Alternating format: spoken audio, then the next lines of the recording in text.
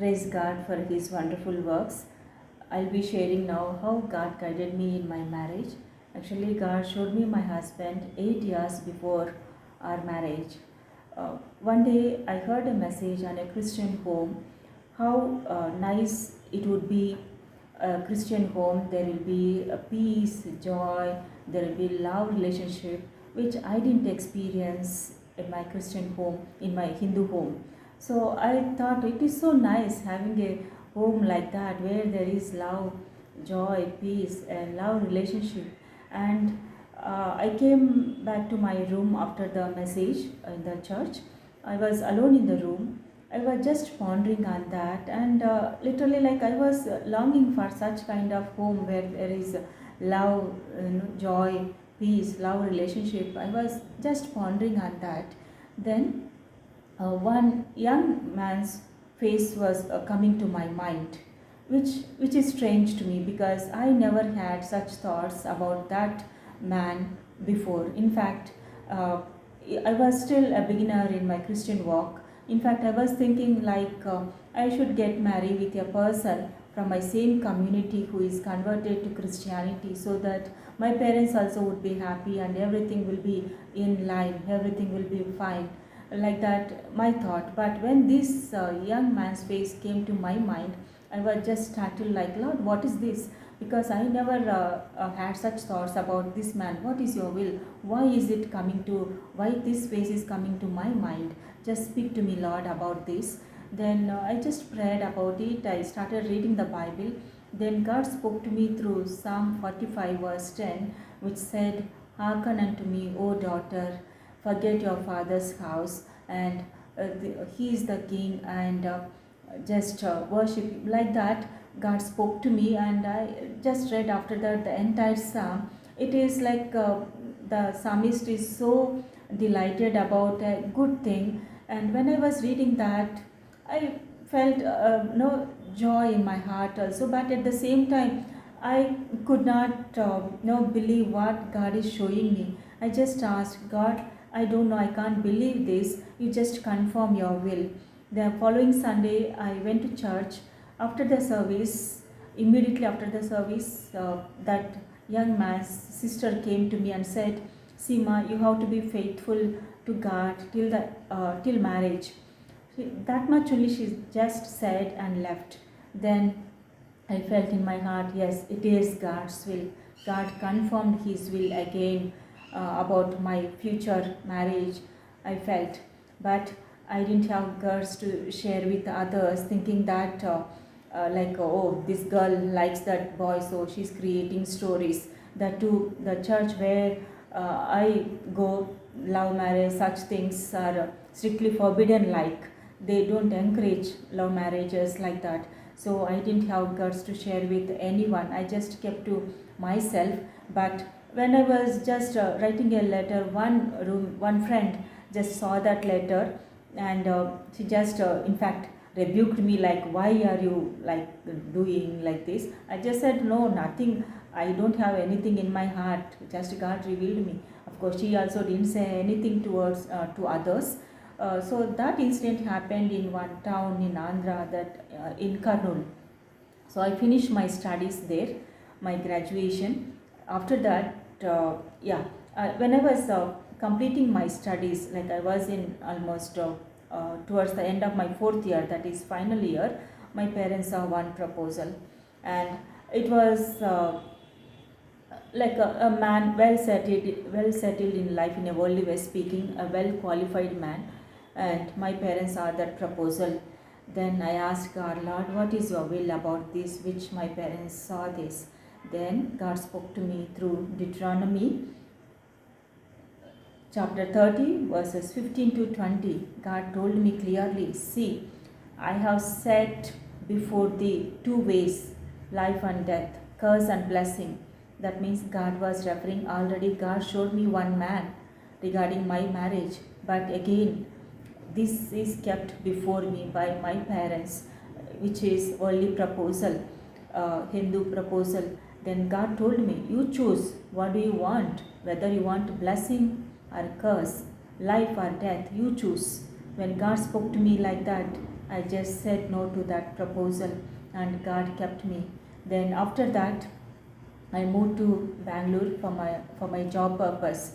After moving to Bangalore again, one evening my parents and my brother called me and said they saw one proposal, and they just scolded me, and they said you have to agree for this proposal. You can't be postponing. Then I went to one guard servant and told about the situation. She prayed for me. Then again I came back to my hostel. Again they called me. I said no, I can't agree for this proposal.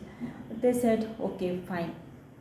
Before that all, they were so angry. If you don't come now to our hometown, by tomorrow morning I will be there. You need not work. We will bring you back to our hometown. Like that, they threatened me. But now God controlled them. They were cool when I said no, I can't come. They just kept quiet. Okay, they said angrily. So like that, God kept me from that proposal also. After that, I moved to one nearby town to Tumkur.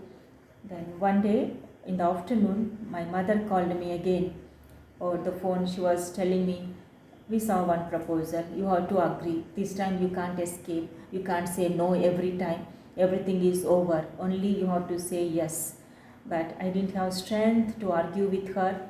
I was so scared. I just kept the phone receiver down. I came back to my cabin, and I was so scared, and I was shivering inside.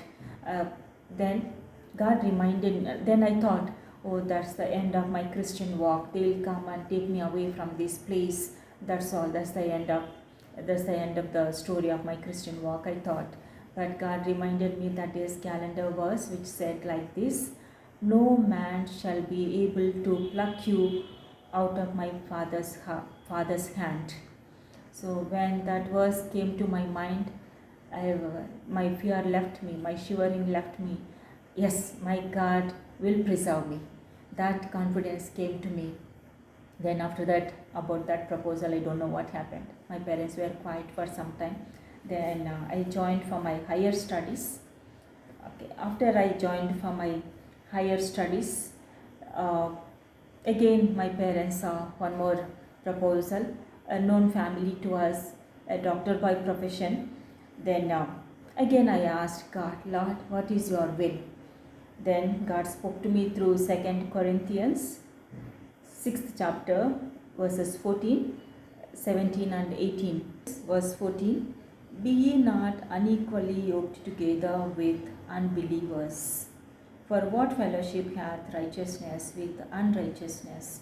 And what communion hath light with darkness?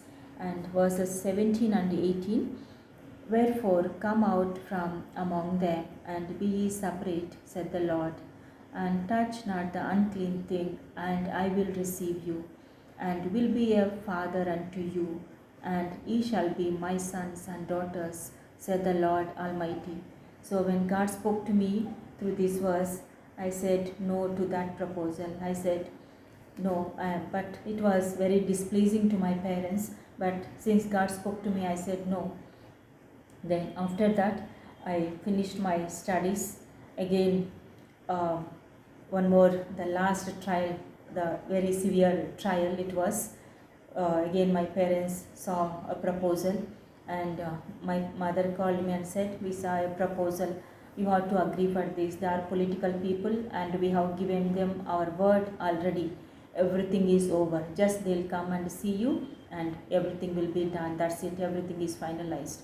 And you have to come to our hometown and so and so date. If you don't come on that day, you would see my dead body. Then I asked God, Lord, what should I do now? Then God spoke to me through Deuteronomy chapter 20, verse 3 and 4, which said like this: God would be with me, God would go with me, God would fight for me, God would bring me back safely to the place where I am. So with that promise, I went to hometown. Then the day came where those people supposed to come.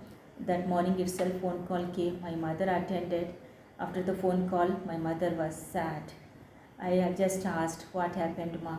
She said, they are not coming. I knew God would protect me.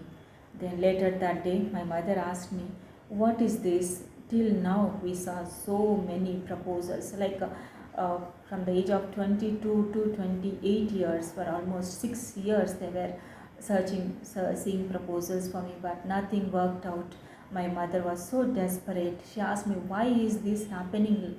Then I said, it is not God's will, so it is happening like this. She just asked me, what is God's will? I said, you agree for the proposal which auntie saw in the church, which pastor auntie saw in the church. By then auntie also saw a proposal in the church. Then this other part, in the church, as I said, I didn't share with anyone. Pastor auntie also started seeing proposals for me, but I didn't utter a word to auntie saying, auntie, like this, God showed me one man already. I didn't say because I didn't have guts, and I don't know how the things will turn out. I just kept the matter to myself, and I was quietly praying, Lord, you are the one who showed me that man. I am not after that man. If it is your will, you bring it to pass. I am not going to share with anyone. You bring it to pass. You are the God who divided the Red Sea, and you can do this thing also. It may be impossible. I'm not going to tell anyone, going to reveal to anyone, but you reveal, you bring it to pass. You can do it, Lord. You are the God of impossibilities. That was my prayer. And finally, Pastor Auntie called me and said about this proposal. Then that proposal, nothing but she proposed my husband Paul. Then in God's will, we got married. My parents and close relatives came. So like that, God showed around 8 years before my marriage who is going to be my husband, and God brought it to pass. Thank you.